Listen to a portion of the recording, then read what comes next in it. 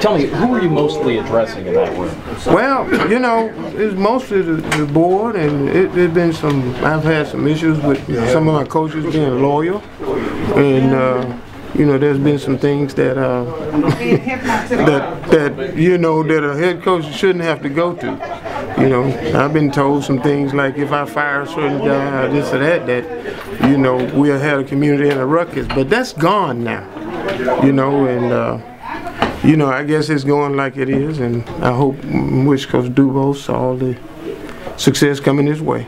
Being a person that has came through some of the civil rights and the first few integration classes at Central High School, I don't want to go back and revisit it because I think that we've made great progress in this country. But you know, I'm still at a loss, you know, knowing exactly why, you know, and then I wasn't given a legitimate reason. Do you think that the board listened to you in there today, and do you think anything will happen? Well, I think some of them did. I think that a few of them, you know, that's always a question, you know, thing to try to figure it out. It's not even worth trying to figure it out to see who. It seemed like some of the folks in there were behind you, some of the ones sitting behind the table. So who was, in your opinion, mostly behind the... Well, I'm not going to call any names because, you know, I know about loyalty, and just like I told you, loyalty, you know, honor, and being courageous. Those are some things that ring true for us the way I came up.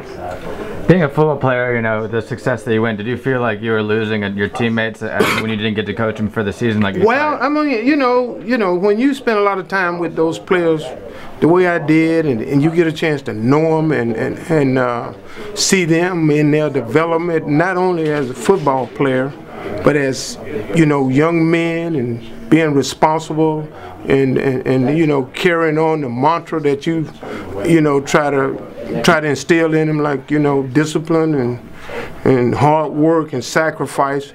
You know, it's hard to let go, but it's time to let go. Monday morning around 7 o'clock, it's kind of like a prayer. After a Friday jamboree game, I was told that I was no longer going to be the Central High School head coach. Told how? Oh, the principal told me. Mm-hmm. Address some of the things that you said. Principal told me. Okay. Yeah. The clean bill of health. Well, I'm gonna be honest. I hate to say about the social media because, you know, it's kind of hard. But I've had some very dependable people in the community come around and tell people that, you know, I might have Alzheimer's, or, you know, there's a big thing going on out in the you know, in the country for us football players or past football players about concussions.